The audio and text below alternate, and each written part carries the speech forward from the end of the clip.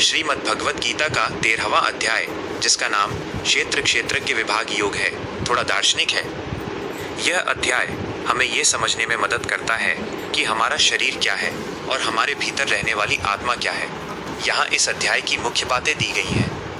1. क्षेत्र और क्षेत्रज्ञ, शरीर और आत्मा।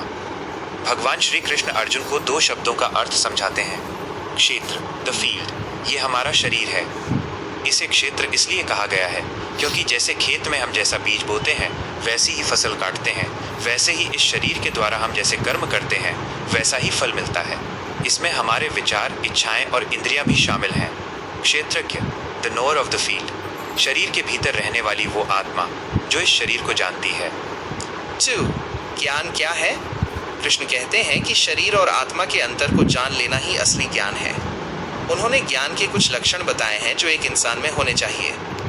अमानित्वम, अपनी बड़ाई न करना, विनम्रता, अहिंसा, किसी को मन, वचन या कर्म से कष्ट न देना, शांति, क्षमा करने का भाव, आचार्योपासनम, गुरु की सेवा और सम्मान, इंद्रियार्थेषु वैराग्यम, अपनी इंद्रियों के सुख के पीछे न भागना। 3. प्रकृति और पुरुष। यहाँ कृष्ण बताते हैं कि संसार 2 चीज़ों से चल रहा है। 1. प्रकृति, नेचर, जो बदलती रहती है, जैसे हमारा शरीर, मौसम, दुनिया। सुख, दुख और शरीर के सारे बदलाव प्रकृति की वजह से होते हैं। 2. पुरुष, द सोल गॉड, जो कभी नहीं बदलता। ये हमारे भीतर साक्षी, विटनेस बनकर बैठा है। 4. परमात्मा कहाँ है? भगवान बताते हैं कि वे हर प्राणी के हृदय में स्थित हैं। वे सबके भीतर होकर भी किसी चीज़ से लिपटे हुए नहीं हैं। जैसे आकाश सब जगह मौजूद है लेकिन किसी चीज़ से गंदा नहीं होता, वैसे ही आत्मा शरीर में रहते हुए भी शरीर के विकारों से मुक्त रहती है। 13वें अध्याय की मुख्य सीख।